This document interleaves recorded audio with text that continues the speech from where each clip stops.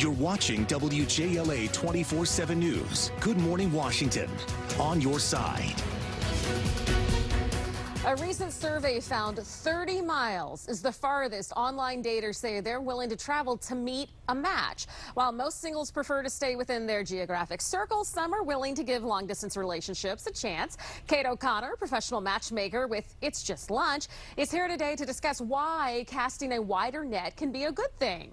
Well, welcome, Kate. Thank you so much for having me. It seems kind of like common sense. The wider the net, the broader, the more fish, that sort of thing. More options, yeah. Why are people so, not interested in doing that? Expanding, Yeah. It's convenience. It's easy to date people who are close by. You know, couples, they like to do something last minute, get together with friends, go get dinner after work. Drink so something. It's just easier. It's easier to date close by. Well, here in this area with the third worst traffic congestion, I can't imagine it's easy even 30 miles apart. Trying to get across the Potomac River, whether it's the Legion Bridge or the Wilson Bridge. Does that also factor in the commute? Absolutely. I have a 3 rule. It's traffic, it's gas, and it's the stress of the whole commute to get to the other person. Yeah, because the last thing you want to do is show up on somebody's doorstep and just be flustered and frustrated. You never know what's going to happen. Like this morning, right now, we have a metro situation. Yes. So we only know what's going to happen on a day-to-day basis, but it can definitely cause some stress. So what do you tell people when they come to you and they're like, hey, I'm interested in dating. I don't really want to date somebody, in West by God, Virginia or what have you. What do you say to them?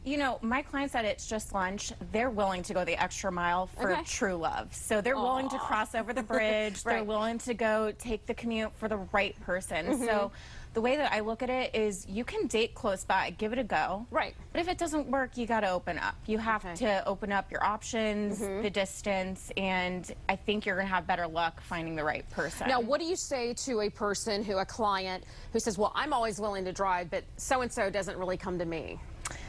I mean, that's tricky because it really it depends on how much you really want to be with that person. But I have a rule, it should be 50-50. If they're not giving you the 50 back, then maybe you need to go find that person who does give you the 50. Right.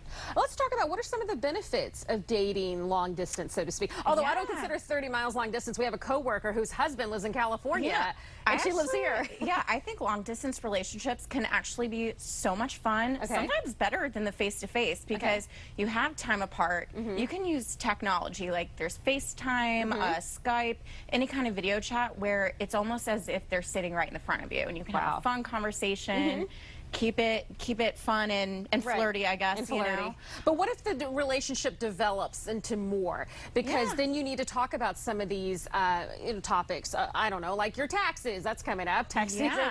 Or something's going on in the family. And unfortunately, because there's distance, you're forced to use FaceTime. Yeah, I mean, I also think there's a compromise of taking turns going to one another so that it can work. But in situations where you've got family stress or things are happening, you might just have to get used to maybe not seeing them all the time.